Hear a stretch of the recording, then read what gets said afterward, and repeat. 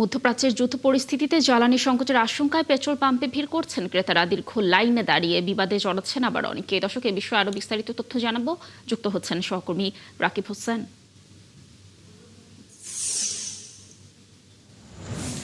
রাকিব, আপনি তো মহাখালীতে পেট্রোল পাম্পে রয়েছেন।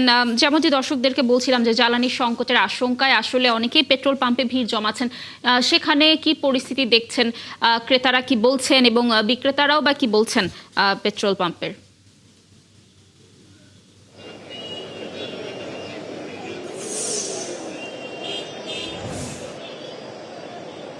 দেখুন, সকাল থেকে আমরা বেশ কয়েকটি পাম্প ঘুরে দেখেছি, ছোট বড় অনেকগুলো ফিলিং স্টেশনে জ্বালানি তেলের সংকট তৈরি হয়ে গেছে, সেখানে আসলে সরবরাহ বন্ধ রয়েছে।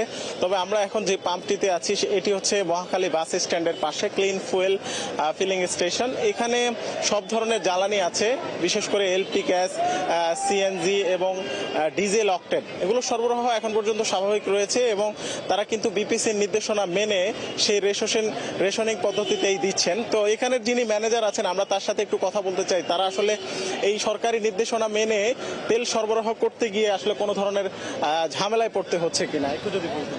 জি, সরকারি নির্দেশনা মেনে আমরা তেল দিতেছি। বৃহস্পতি শুক্র 2 দিন সরবরাহ বন্ধ থাকার কারণে গাড়ির অনেক চাপ ছিল, আমাদের দৈনিক চাহিদার থেকেও অনেক তেল বেশি বিক্রি হয়েছে, যার কারণে এই মুহূর্তে আমাদের তেল দিতে অনেক হিমশিম খেতে হচ্ছে। আপনাদের এখানে ক্যাপাসিটি কেমন এবং চাহিদা মতো পাচ্ছেন কি?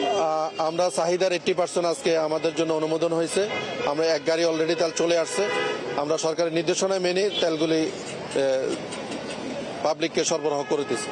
জি, আপনি যেমনটি শুনছিলেন যে আসলে গাড়ির যেমন তীব্র চাপ রয়েছে, মানুষের চাহিদা রয়েছে, তেমনি তারা কিন্তু সরবরাহ ঠিক রাখার চেষ্টা করছেন, কিন্তু আসলে এত চাপ যে তারা হিমশিম খাচ্ছেন।